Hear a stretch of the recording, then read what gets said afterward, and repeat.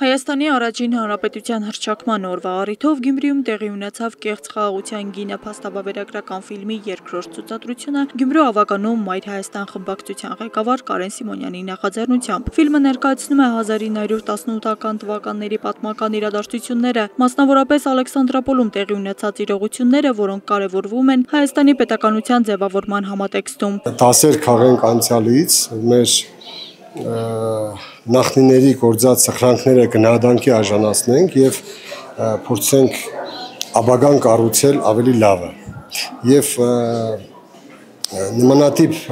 ֆիլմերի ցուցադրությունը, ուսումնասիրությունը եւ ժողովրդի տադին հանձնելը դա այն կարևորագույն քայլերից մեկն է, որովհետեւ յուրաքանչյուր ոք հասկանա, որ կարող է նույնը պատահել նաեւ իր հետ։ Եվ այս ֆիլմի խորհուրդը նա է, որ հենց մեր գյումրեցիների հողի վրա է տեղի ունեցել, հենց այնտեղ, որտեղ մենք հիմա անցկացնում ենք միջոցառում, հենց այդտեղ է կատարվել այդ իրադարձությունները եւ թող ամբողջ հայությունը հասկանա, որ եթե մենք անցյալից դասեր չքաղենք, չի բացառվում, որ մենք էլ արժանանանք որևիցե ժամանակահատվածում նույն բախտին։ Ֆիլմի դիտումը եւս մեկ առիթ էր վերանայելու խաղաղության ու միասնության մերօրյա անկալումները։ Երբ որ մեր գիտակցությունը հասավ այն մագարտակ, որ ինքներս մեր վրա ենք հույսը դնում եւ ոչ մեկից սպասում չունենք, ուրեմն այդ մնացած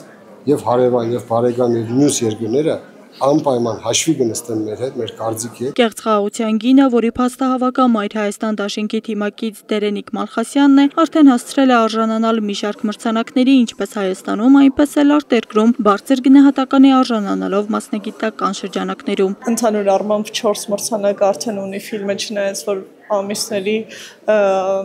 աշխատանք ունենք եւ բնականաբար փառատոներն էլ տարվա տարբեր ժամանակահատվածներում են իրականանում